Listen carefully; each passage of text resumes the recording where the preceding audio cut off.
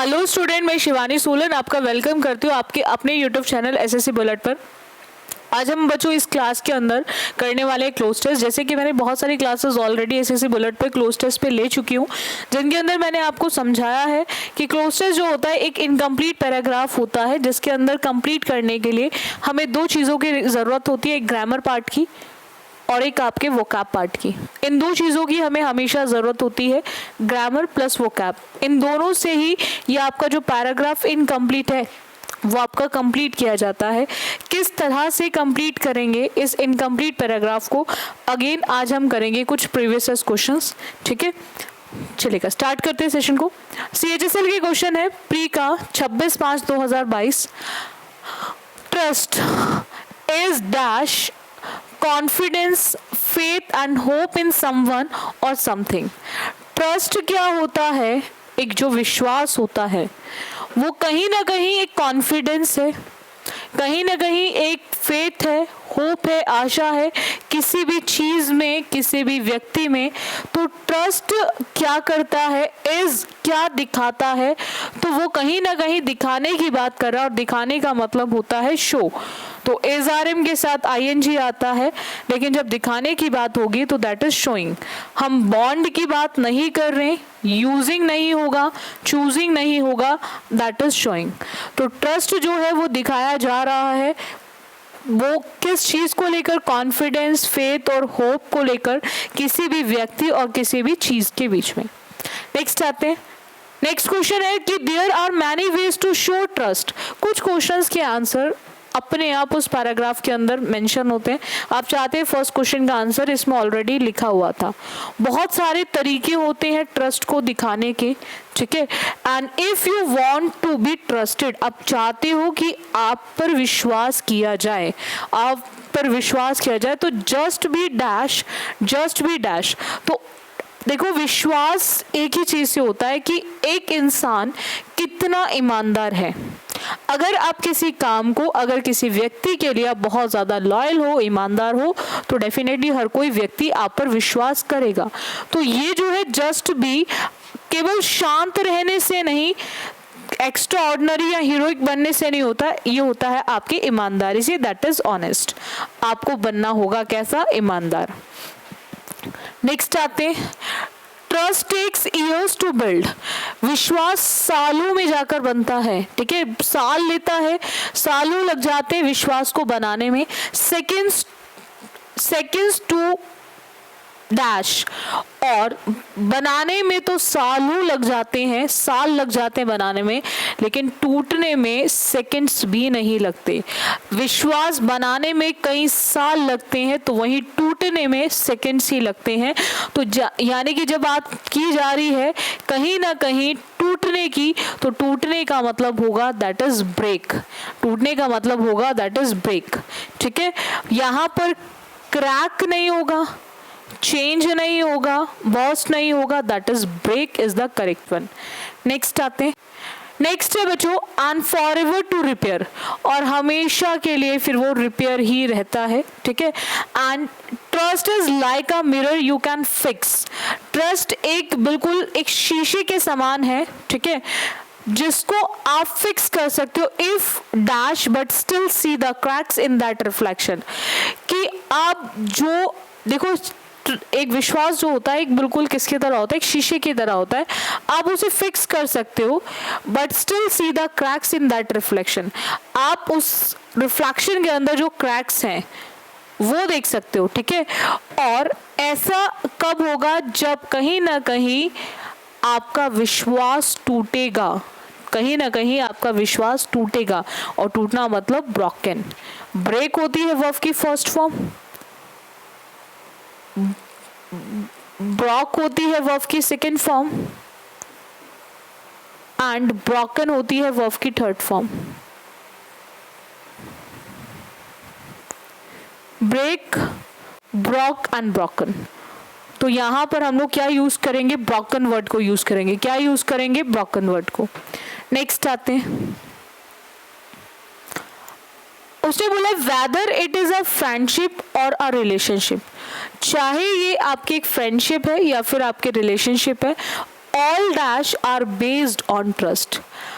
हर जो चीज़ है, यानी कि जो हर बॉन्ड है वो आपके किस पे डिपेंड है? ट्रस्ट पे। हर जो बॉन्ड है वो सब किस पे डिपेंड है? क्योंकि यहाँ पे स्ट्रेटजीज की तो बात ही नहीं है, ट्रिक्स कुछ करने की बात नहीं है, ठीक है। रिलेशनशिप, फ्रेंडशिप, ये से एक दो लोगों के बीच में एक बॉन्डिंग ही तो है। ये दो लोगों के, कोई भी रिलेशनशिप हो, कोई भी आपकी फ्रेंडशिप हो, तो ये दो लोगों के बीच में एक बॉन्ड ही तो होता है। तो बॉन्डिंग से बॉन्ड बना हुआ, और ये सारे बॉन्ड जो होते हैं ये आपके विश्वास पे डिपेंड करते हैं। दो लोगों के बीच में विश्वास है तो रिलेशन चलता है, फ्रेंडशिप चलती है। तो यहाँ पे प्रैक्टिसेस की बात नहीं करें, अभ्यास की बात नहीं करें, that is bonds is the correct one. इतना क्लियर हो गया आप सभी को? डाउट है यहाँ तक? चलेगा, नेक्स्ट आते हैं। Human beings have 3 basic need.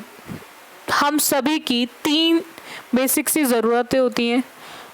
पहला खाना, दूसरा शेल्टर, रहना, और तीसरा क्या होता है? खाना, रहना और कपड़े, है ना, दैट इज क्लोथिंग। खाने में वाटर भी आ रहा है ना। मनी, खाने के लिए मनी डेफिनेटली उसमें इंक्लूडेड है। तो तीसरी जो ज़रूरत है बेसिक वो है हमारे कपड़ों की। तीसरी ज़रूरत क्या है? हमारे कपड़ों की, ठीक है, दैट इज क्लोथिंग। नेक्स्ट आते हैं। All of these requirement can be met satisfactorily only if an individual has money and for earning this money.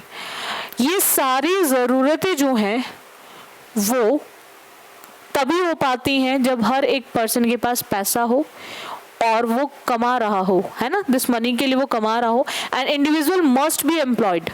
हर एक पर्सन को क्या होना चाहिए? एम्प्लॉयड होना चाहिए। And have ANN dash profession. कहीं ना कहीं उसके पास पैसा कमाने के लिए उसके पास एक कैसा प्रोफेशन होना चाहिए? दैट इज सुटेबल, जिसको वो कर सके।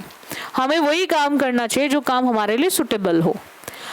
हम पढ़ सकते हैं इसलिए हम पढ़ रहे हैं, इसलिए हम स्टूडेंट हैं, तो हमें वही काम करना चाहिए जिस काम को हम कर सकते हैं, जिसके लिए हम सुटेबल हैं।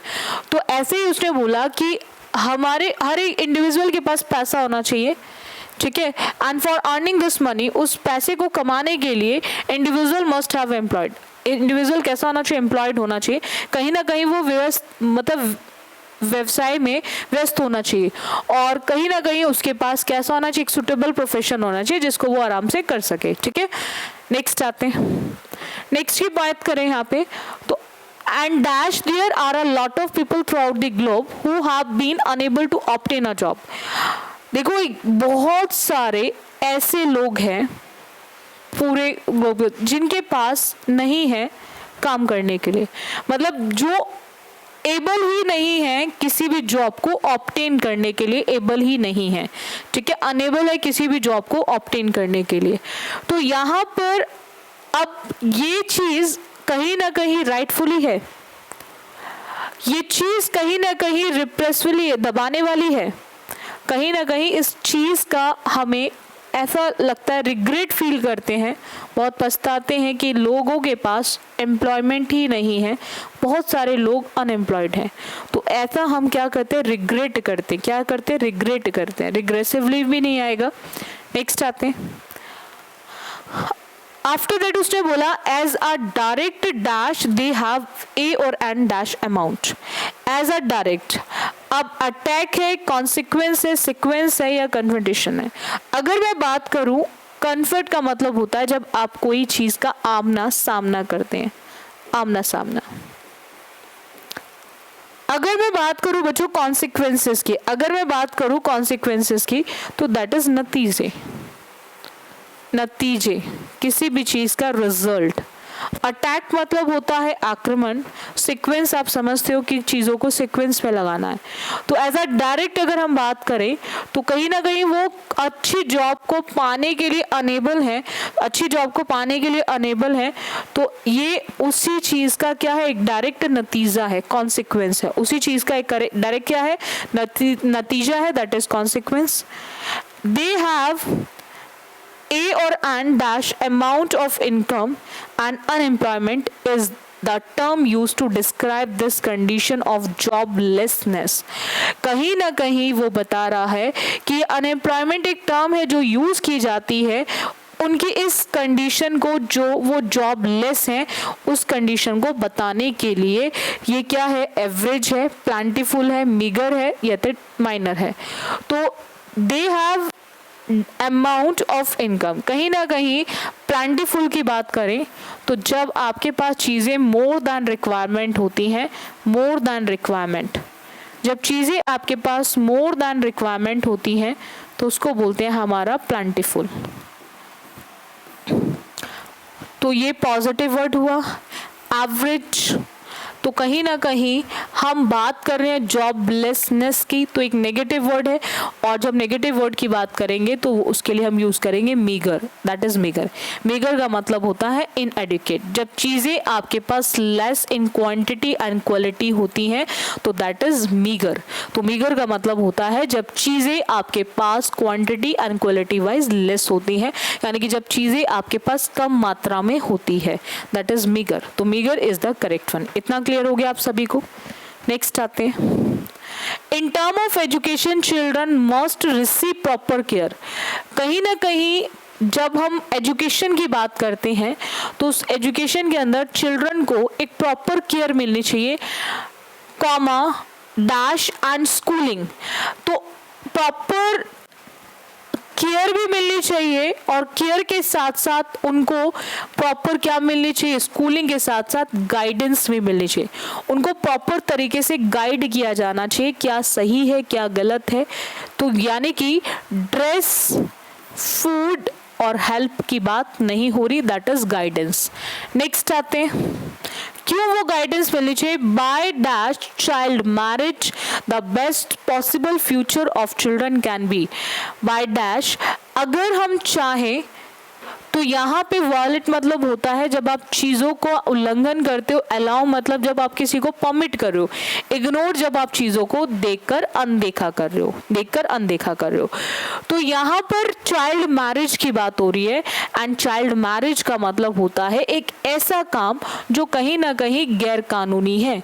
और जब भी आप गैर कानूनी काम को घोषित करने की बात करोगे तो वहां पर आउटलिंग वर्ड का यूज करोगे। तो यहाँ पर क्या आएगा, by outlawing child marriages the best possible future of a child can B.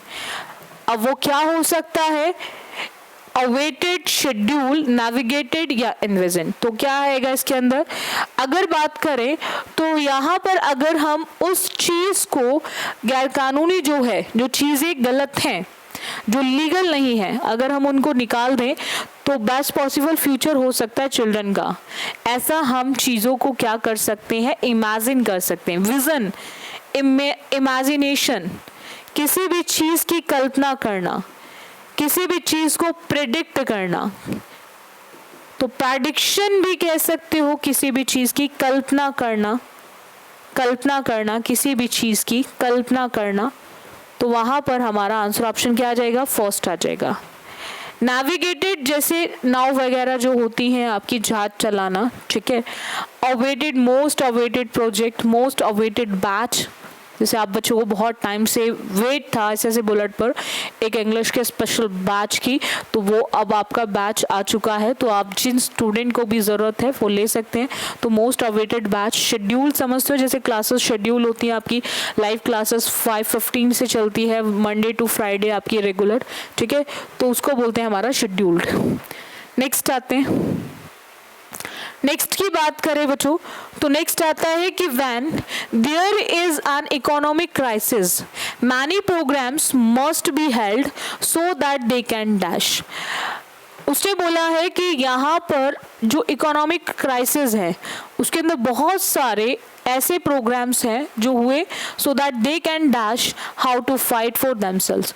कहीं ना कहीं उनको लर्न किया गया, प्लान किया गया, तो वो वहाँ पर दे कैन लर्न, वो सीख सकते हैं, उनको सिखाया नहीं गया, क्योंकि यहाँ पे दे इज यूज फॉर चिल्ड्रन, तो वो खुद सीख सकते हैं, उनसे वो सीख सकते हैं कि किस तरह से उनको फाइट करनी है अपने लिए, किस तरह से उन बच्चों को लड़ना है अपने लिए, and dash and efficiently and dash themselves and dash and efficiently। अब उन्हें क्या करना है, चीज़ों को लड़ना भी है अपने लिए और एफिशिएंट है इसलिए लड़ेंगे वो, और इस तरह से लड़ना है कि चीज़ें निकल कर आए, दैट इज इफेक्टिवली। इफेक्टिवली मतलब होता है जब इफेक्ट होता है ना प्रभाव, और अफेक्ट मतलब प्रभावित होना, तो यहाँ पर आंसर ऑप्शन क्या आ जाएगा, दैट इज सेकेंड। अगर मैं बच्चों बात करूँ यहाँ पर, इसका मतलब होता है जो चीज़ अर्थपूर्ण होती है, अर्थपूर्ण, जो चीज़ अर्थपूर्ण होती है जिसको अर्थपूर्ण बोलते हैं, ठीक है। कहीं ना कहीं चीज़ों के मीनिंग्स की बात की जा रही है, और जब कोई चीज़ सडन होती है, अचानक से हो जाती है, अचानक, जब कोई चीज़ क्या होती है, अचानक, ठीक है। और हम बात करें अफेक्ट की, तो अफेक्ट वर्ब है, और वर्ब में ly का यूज़ नहीं किया जाएगा। चलेगा, नेक्स्ट आते हैं योगा। आप अभी योगा डे कुछ दिन पहले था, योगा डे में आपने देखा होगा एक्सरसाइजेस करते हो आप, आसन करते हो जिसमें आसन बोलते हैं, ठीक है। और बहुत ज़रूरी है, आजकल के इतना हेक्टिक शेड्यूल है सभी का, एंजाइटी इतनी ज़्यादा है, लोग बहुत स्ट्रेसफुल लाइफ में जी रहे हैं, बहुत सारे रीजंस है सभी के अपने, तो ऐसे केस के अंदर हम सभी को ज़रूर रोज़ योगा करना चाहिए, जिससे थोड़ा सा रिलैक्स होती है body. Yoga is a personal journey for everyone, कहीं ना कहीं एक पर्सनल जर्नी है सभी की। As now most people are turning to it, कहीं ना कहीं मैक्सिमम लोग उसकी तरफ मुड़ रहे हैं। नॉट फॉर फिटनेस, ना केवल फिटनेस के, ऐसा नहीं कि वो चाहते कि हम फिजिकली फिट हो जाएं, डैश फिटनेस डैश, कि वो चीज़ों में फिट होना चाहते हैं खुद, तो खुद के लिए हम लोग क्या यूज़ करेंगे, रादर, चेंज, अपार्ट या फिर alone, that is alone. Next आते हैं, but for the union of both body and soul, अगर आप चाहते हो कि आपकी जो बॉडी है और आपकी जो आत्मा है, ठीक है, दोनों की यूनियन के लिए yoga is an ancient practice, वो कहीं ना कहीं एक प्राचीन काल से चल रहा एक अभ्यास है, ठीक है, दैट डैश इन इंडिया, जो सेटल्ड हुआ, केम हुआ, ओरिजिनेटेड हुआ या फिर इन्वॉल्व हुआ। ये एंशिएंट प्रैक्टिस है, ये कहीं ना कहीं एक एंशिएंट टाइम से, प्राचीन काल का एक अभ्यास है, जो इंडिया में क्या हुआ, सेटल पर्सन होता है, आना कोई पर्सन का होता है, और जो चीज़ इंडिया में हुई है, जो हुई है, that is originated, that is originated. Involve, जैसे अभी आप बच्चे स्टडी में हो, आप अपनी पढ़ाई में लगे हुए हो, इन्वॉल्व हो पूरी तरह से। नेक्स्ट आते हैं, उसने बोला इट इन्वॉल्व्स, इसमें क्या क्या चीज़ें इन्वॉल्व हैं, मूवमेंट होती है, मेडिटेशन होती है, ब्रीथिंग होती है, dash to promote mental and physical wellbeing, कहीं ना कहीं आप अपने मेंटल लेवल को, मानसिक और शारीरिक लेवल को अच्छा करने के लिए आप ब्रीथिंग के क्या होते हैं, सेंसेस होते हैं, टेक्निक्स होती है, फेजेस होती है, या परस्यूट होती है। अगर हम परस्यूट की बात करें बच्चों, दैट इज लक्ष्य, किसी भी चीज़ का आपका एम, किसी भी चीज़ का आपका एम। तो यहाँ पर जब मोमेंट्स की बात करें, मेडिटेशन की, जब ध्यान लगाया जाता है, सांस लेने की, तो ये सब चीज़ों की क्या होती है, टेक्निक होती है, क्या होती है, टेक्निक होती है, दैट इज टेक्निक्स। ये कोई सेंस नहीं है, ये कोई फेज नहीं है, ये कोई लक्ष्य नहीं है, ये क्या है, टेक्निक है कि किस तरह से आप बॉडी को मूव करेंगे, मूवमेंट किस तरह से करेंगे, मेडिटेशन ध्यान किस तरह से लगेगा, सांस आप किस तरह से लेते हैं। योगा में यही तो होता है, ब्रीथिंग का ही तो मेन चीज़ें होती हैं, किस तरह से आप फिजिकली और मेंटली लेवल पर अपने आप को रिलैक्स कर सकते हैं, ठीक है। नेक्स्ट आते हैं, नेक्स्ट की बात करें, उसने बोला है कि यहाँ पर कि there are many styles of yoga, बहुत सारे अलग अलग स्टाइल है योगा करने के। A person should dash a style based on their goals and fitness level, कि एक पर्सन क्या करना चाहिए, चूज या कहीं ना कहीं चीज़ों से फैमिलियर होना चाहिए, मेक करना चाहिए, स्ट्राइक करना चाहिए। अ person should dash a style, तो कहीं ना कहीं पर्सन को पहले अपने स्टाइल को क्या करेगा, वो चूज करेगा। वो किस स्टाइल में चीजों को, देखो अभी आप पढ़ रहे हो तो सबसे पहले आप एग्जाम, कौन सा एग्जाम दे सकते हो, सबसे पहले आपको इंटरेस्ट देखना पड़ेगा, किस एग्जाम में मेरा इंटरेस्ट है। सेम योगा के अंदर आपको स्टाइल देखना पड़ेगा, कौन सा स्टाइल आपको करना है, ठीक है। उसके बाद फिर आप अपने उसी एम के बेसिस पे, उसी फिटनेस लेवल को लेकर, इफ योगा एंड जो प्राणायाम वगैरह करते हैं उसमें are complemented with other forms of spiritual practice to purify the mental body and other bodies, कहीं ना कहीं आपकी वो बॉडी को पूरी तरह से प्योरीफाई करती है, ठीक है। और then a person can achieve rapid, कहीं ना कहीं लोग बहुत तेजी से स्पिरिचुअल उससे क्या करते हैं, प्रोग्रेस करते हैं उसकी लाइफ टाइम में, and that a person can make progress to achieve the purpose of life. तो आसानी से कोई भी इंसान, कोई भी पर्सन अचीव कर सकता है अपने पर्पस, लाइफ के पर्पस को, and which is to dash with God. वो कहीं ना कहीं गॉड के साथ वो क्या हो जाता है, compete करता है, प्रोग्रेस करता है, मर्ज करता है या फिर मार्क करता है। तो जब गॉड की बात हो रही है, उसका पर्पस जो लाइफ का है वो गॉड के साथ क्या हो जाएगा, मर्ज हो जाएगा। क्या हो जाएगा, मर्ज हो जाएगा। प्रोग्रेस किसी काम को करने के लिए होता है, और जैसे कंपटीशन जहाँ होता है वहाँ हम यूज करते हैं, मार्क होता है किसी भी चीज का, सिंबल वगैरह, ठीक है। तो यहाँ हम गॉड के साथ क्या हो जाएंगे, मर्ज हो जाएंगे, अगर हम इस तरह से चाहते हैं चीज़ों को लाइफ में अचीव करना। तो कहीं ना कहीं ये हमारी सिर्फ बॉडी को प्योरीफाई नहीं करता, कहीं ना कहीं मेंटली लेवल, कहीं ना कहीं हमें फिजिकली और मेंटली दोनों तरह से प्योरीफाई करने का काम करता है, ठीक है। तो ये तभी वो पॉसिबल हो सकता है बच्चों जब हम योगा करें अपने स्टाइल के अकॉर्डिंग, जो हमें स्टाइल जिसमें हमें इंटरेस्ट हो, उस इंटरेस्ट के अकॉर्डिंग अगर हम योगा करते हैं तो हमारी ये सब चीज़ें पॉसिबल हो पाती हैं। आई होप आपको चीज़ें क्लियर हो गई होंगी। बाकी क्लासेस की अगर मैं पीडीएफ की बात करूं तो आपको जितने भी क्लासेस यूट्यूब पे मिल रहे हैं, चाहे वो लाइव क्लासेस हो या फिर रिकॉर्डेड क्लासेस हो, इन सब की पीडीएफ्स आपको मिलेगी एसएससी बुलेट टेलीग्राम पे। एसएससी बुलेट का टेलीग्राम है, उस पर आपको हर क्लास की पीडीएफ मिल जाएगी। तो आप बच्चे जाके टेलीग्राम चैनल को चेक कर लेना, एसएससी बुलेट के नाम से ही है। तो आप टेलीग्राम पे जाकर आप इन सभी क्लासेस की पीडीएफ्स ले सकते हैं, ठीक है। और बाकी रेगुलर बेसिस पे आप बच्चे कनेक्ट रहें एसएससी बुलेट के साथ, और जितना हो सके आप बच्चे लग के तैयारी करो। बैक टू बैक क्लासेस होती है। बाकी जिन स्टूडेंट ने अभी तक चैनल को सब्सक्राइब नहीं किया वो सभी बच्चे ज़रूर सब्सक्राइब कर ले और रेगुलर बेसिस पे क्लासेस लेते रहो। और Monday to Friday live class होती है 5:15, तो आप उसको रेगुलर अटेंड करो लाइव क्लास को, ठीक है। और आज के लिए इतना रखिए। बाकी सेशन अच्छा लगता है तो उसको लाइक और शेयर ज़रूर कर दिया करो। बाकी जिन स्टूडेंट्स को वेट था काफ़ी टाइम से पेड बैच का, तो वो पेड बैच आ चुका है। एसएससी बुलेट ऐप आप प्ले स्टोर पे जाके डाउनलोड कर लेना एसएससी बुलेट ऐप को, तो वहाँ से आपको पेड कोर्स भी मिल जाएगा, ठीक है। बाकी जो स्टूडेंट्स नहीं ले सकते हैं कोर्स, तो उनके लिए यूट्यूब चैनल है, तो आप अपना क्लासेस कंटिन्यू रखो।